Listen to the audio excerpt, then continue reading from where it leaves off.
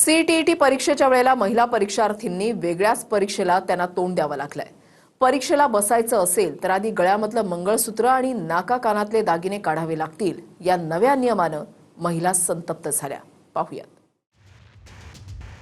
CTET अर्थात केंद्रीय शिक्षक पात्रता परीक्षेच्या वेळी छत्रपती संभाजीनगरमधनं एक वेगळाच प्रकार समोर आलाय।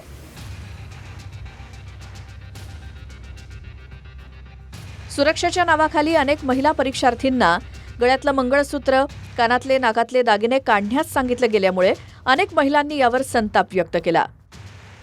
मंगळसूत्र जोडवे काढण्याचे शासनाचे आदेश आहेत का? नाही आहेत। मंगळसूत्र व्हिडिओ काढायला सांगितलं ना परीक्षार्थ्यांना?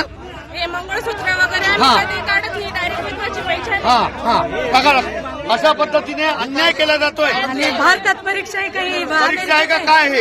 या ठिकाणी महिलांना घाणेरडी वागणूक दिली जाते। कानातले व्हिडिओ काढून महिलांचं सील करण्याचा प्रयत्न केला जातोय। अत्यंत घाणेरडी वागणूक आहे आणि आता निषेध करू अशा प्रकारे घाणेरड्या प्रकारे कृपया करून इथे गोंधळ करू नका। कृपया करून इथे गोंधळ करू नका। शिक्षकांवर हा अन्याय आहे। सरकार कुठे झोपलेला आहे का? आपला तिकीटवर असं काहीच मेन्शन केलेलं नाही। हॉल तिकीटवर फक्त लिहिलेलं आहे की तुम्ही पाण्याची बॉटल घेऊन जाऊ शकता। लेडीज पाण्याची बॉटल फक्त घेऊन जात आहे आणि बाकीच्या सगळ्या वस्तू यांना बाहेर काढायला लावत आहेत।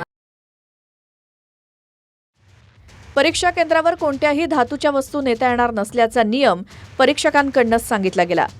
मंगळसूत्रासह इतर कोणतेही दागिने गळ्यात असतील तरी परीक्षेला बसू दिलं जाणार नसल्याच्या सूचना दिल्यामुळे महिलांची तारांबळ उडाली। त्यामुळे अनेक महिलांना मंगळसूत्र काढून परीक्षेला बसावं लागलं। ज्या महिलांसोबत नातलग आले होते त्यांनी दागिने संबंधितांकडे सोपवले, मात्र परीक्षेला एकट्या आलेल्या महिलांची फजिती झाली।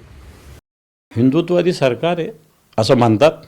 हे सरकार हिंदुत्ववादी म्हणत असताना मंगळसूत्र, चक्क मंगळसूत्र उतरवायला प्रत्येक ठिकाणी सांगितलं गेलं। याची दखल सरकारने त्वरित घ्यावी, संबंधितावर कारवाई करावी।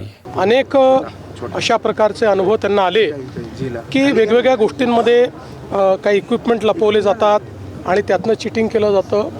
तथापि अशा पद्धतीनं करणं हे योग्य नाही आहे। त्यामुळे या संदर्भात आधीच याची काळजी घेणं हे गरजेचं असेल। योग्य सूचना दिल्या जातील आणि याची चौकशी केली जाईल। संजय सरोदे, TV9 मराठी, छत्रपती संभाजीनगर।